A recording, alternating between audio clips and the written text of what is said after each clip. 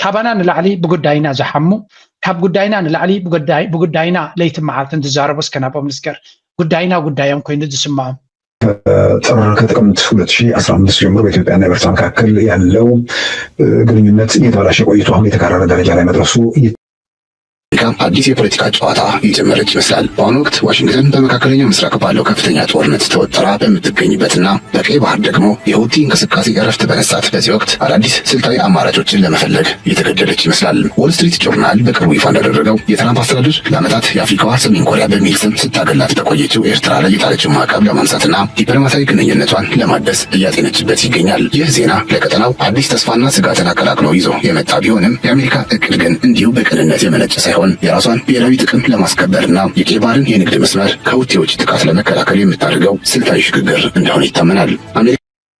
ከም ትሪእዎ ዘለኹም ብጉዳይና ኤርትራ ከም ቀዳማይ አጀንዳኦም ገይሮም ስለ ዝሰርሑ እዚ ኣሜሪካ ናብ ምስ ኤርትራ ክትገብሮ ኢላ ተበጊሳ ዘላ ናይ ብሓቂ ኣሰንቢድዎም ኣሎ እንተበልና ኣናኢስካ ዝረአ ነገር ኣይኮነን። እዚ ማለት ድማ ኩላታ ንሳቶም ዝሓስብዋ ዝነበሩ ፀወታ ብሙላእ ኣብ ኤርትራ ዝተመርኮሰ እዩ ነይሩ። እዚ ኩሉ ናይ ባሕሪ ገለመለ እናተባህለ ዝግበር ዝነበረ ድራማ ኣብ መወዳእታ ብኸመይ ክውዳእ ከም ዝኽእል ሕጂ ንሪኦ ኣለና። እንታይ ይብሉ ኣሎ ሕጂ እዚ ጉዳይ ናይ ሑቲ እዚ ናይ የመን ኢራን ብየመን ጌራ ብሑቲ ጌራ ንባቤል መንደብ ክዓፅው እየ ትብል ዘላ ሓደ ዓብይ ስጋት ንኣሜሪካ ፈጢሩላ ከም ዘሎን ኣሜሪካ ድማ ቁልጡፍ ኣብ ቀይ ባሕሪ ዘለዋ ፖዚሽኒንግ ኣብ ቀይ ባሕሪ ዘለዋ ፅልዋ ረብሓ ሽርክነት ከተሕይልን ክትቅይርን ክትጓየ ከም ትኽእልን ሓንቲ ካብ ኣብ ቀይ ባሕሪ ዘይተተንክፍት ዘላ ስትራቴጂካሊ ብስትራቴጂ ናታ ድማ ኣውቶኖመስ ምስ ማንም ከይተፀገአት ናታ መንገዲ ትገብር ዘላ ሃገር ኤርትራ ስለ ዝኾነት ምስ ኤርትራ ዘለና እዚ ሕጂ ዘለና ዕድል ተጠቒምና ተጓይና ነቲ ጉዳይ ክንቋፀሮ ክንክል ኣለና ኣብ ዝብል መደምደምታ ዝበፅሑ እዮም ዝመስሉ።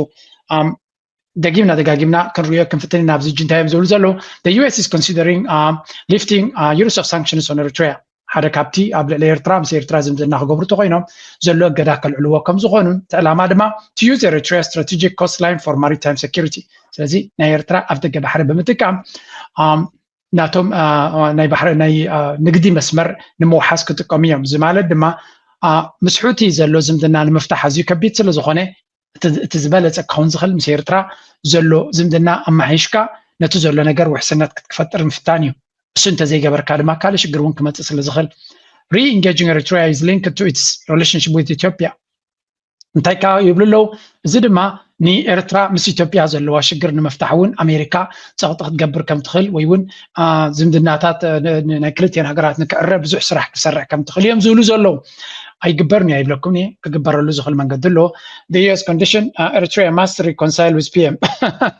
ከምዚ ሕጂ ካበዮም ኣምፂኦም መዘረባ ሓደ ሃውታት ዝኾነ ኣብዚ ዝበሎ ስምዕዎ ድሓን recognition that followed, including the awarding of the Nobel Ethiopia's role. More importantly, it highlighted a key condition, but as a triangular dynamic in which Ethiopia remains central. At the heart of this evolving narrative lies a core strategic idea. Reconciliation between Abiy Ahmed and Isaias Afwerki is not simply symbolic, it is structurally significant. Their relationship has historically functioned as a central variable in the Horn of Africa's stability architecture. When alignment exists and follows the region, mistrust, diverging security calculations, and competing regional priorities.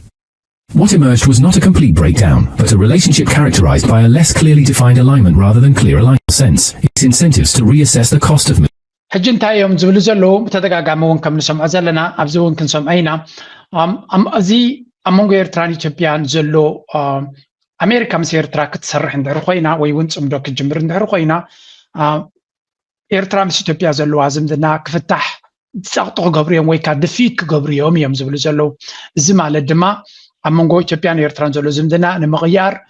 ኣሜሪካ ድፊት ፀቕጢ ክትገብር እያ እዮም ዝብሉ ዘለዉ። ብኻልእ ዘራርባ እንታይ ኣበይና ንመፅእ ዘለና ሕጂ እዚ ዘረባ እዚ ክንሰምዕ ከለና ነዋይ ንደሊ ኢና ገለመለ ዝብል ኤርትራ ክህሊ ይኽእል እዩ። ግን ነታ ሕቶ ነታ ዘረባ ውፅእ ኢልካ ራያ ኤርትራን ኢትዮጵያን እንታይ ዝዘባእሶም ነገር ስለ ዘሎ እዮም ክዕረቑ እንተኮይኖም ድማ ኤርትራ እንታይ ክትገብር ክትክእል ኣለዋ ኢትዮጵያ ኸ እንታይ ክትገብር ክትክእል ኣለዋ ክትብል ኣለካ። ነዚ ሕቶ ድማ ን8 ዓመት ንድሕሪት ንምለሳ ኤርትራን ኢትዮጵያን ኣብ ከቢድ ዝኾነ ወታደራዊ ምትፍናን ኣብ ዝነበሩሉ ክሳብ 2018 እንታይ ስለ ዝተቐየረ እዩ ኤርትራን ኢትዮጵያን ወይ ከዓ أبي أحمدن بريزنت سياسن نتي زنبرة سجن فتحهم أبتأولا بحد دو كبلو زخالو زبزر ينازل له سلتات وتسيتنا من تاي نيرو ندحري لكمني ندحري تملس علينا انتاي سلا زقات ميم كم زعينا زمدنا غيرهم نيرو بعلاتهم نكل زفتشو بعلهم سلا زلونا كل لا ينبل እንኳን መቆጣጠር ያልቻለ ሰው በየጊዜው እየተነሳ እንትናችን እናስመልሳለን ጠቅላይ ሚኒስትሩ ብቻ ሳይሆን ታማጆቹም እየተነሱ በሚሉበት ጊዜ ያ ትርጉም የሌለው ነገር ነው ግን ደግሞ መሰረታዊ ነገር ጋር እንጣ ሁለት ነገር ነው ያለው የኤርትራ አሰብ ለኛ ይገባናል ስትል አንደኛው ኢንተርናሽናል ህግን ተከትለ ነው ምክንያቱም በመጀመሪያ ደረጃ ቲፒኤልኤፍ ወይም ደግሞ ኢፒአርዲኤፍ ብለው ከፈለክ ፈርመው ኤርትራን ነፃ ነች ብለው እንዲሁም ከፊት ሆነው በዩናይትድ ኔሽን አንጸደቁ መንግስት አብይ መጥቶ ወደም እንደመጣ ከኢሳያስ ጋር ሳውዲ አረቢያ ሄደው ተፈራረመ በሳውዲ አረቢያ መንግስት እንትን የሁለታችንንም ሶቨረን ራይት በአገር ደረጃ ልናከብር ተስማምተናል ብለው ኖቤል ፕራይዝ ያገኙ country was alhom it is very very interesting እንታይ ዝብሎ ዘሎ መሲልኩም ኣብዚ ጽቡቅ ይርክርዳኩም ባዓለዚ ትክራባታ ገይሮ ዘሎ ድድዕ ድመስል ሰብ ምጽራፍ እኳ ደስ አይብለንን እንዲህ ግን ከምዚኣቶም ዝኣመሰሉ 10 ግዜ ኣብቲ ግባሕሪ ይግባአና ኤርትራ ዝተዳኸመ መንግስቲ ዓቕሚ የብሉን ባሕሩ ንክከላኸል ዓሰብ ንዓና ይግባአና ታሪኻዊ ዶ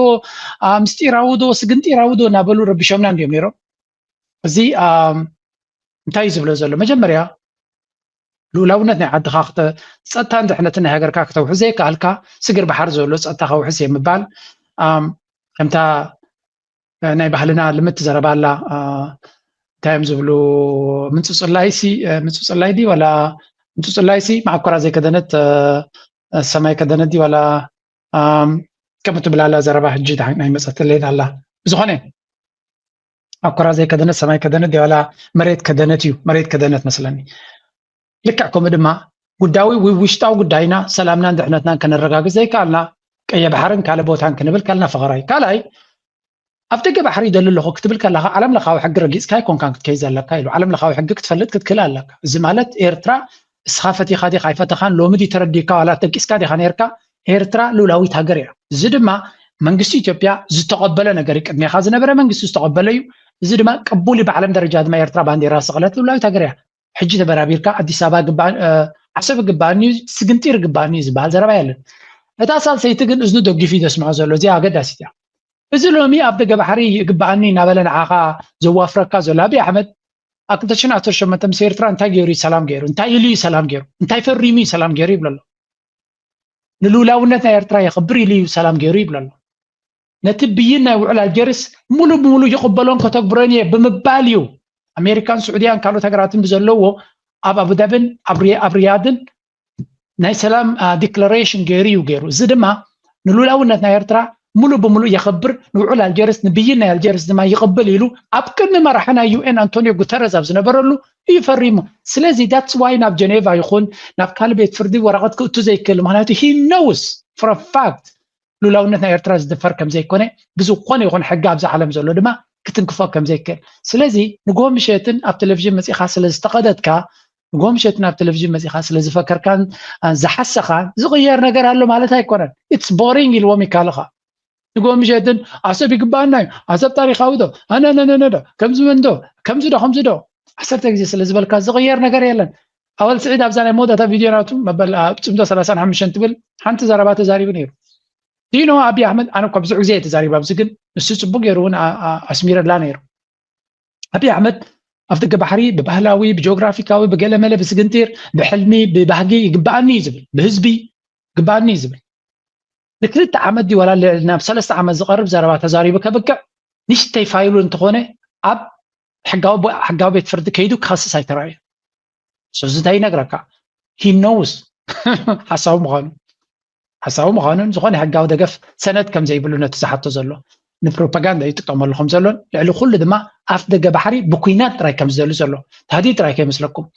ሰብ ኣሎ ንዑ ኣውፊርዎ ዘሎ ደፊኡ ናብቲ ኩናት ክእትዎ ዝደሊ ዘሎ ስለዚ እቲ ንዑ ናብ ኩናት ክእትዎ ዝደሊ ዝነበረ ድማ ጽቡቅ ጌሪ ዝፈልጥ ብንታሽሙ ክረክብ ከም ዘይክል ዝኾነ ይኹን ሕጋዊ መንገዲ ነቲ ኣፍ ደገ ባሕሪ ክረኽቦ ከም ዘይክል ስለዚ ድራማ ፈጢርካ ብኩናት ናብቲ ቦታት ንምእታዊ ዝበሃል ነይሩ ታው ኣሜሪካ ናብ ኤርትራ ትመጽእ ዘላ ንናታ ረብሓ እዩ ግን እንታይም ዝብሉ ዘሎ ዞም ዳብልጽግና መን ክሽምግለና ይኽእል መን ኣብኡ ከባፅሓና ይኽእል ዝብል ዘረባ ኢና ንሰምዕ ዘለና ስለዚ PMB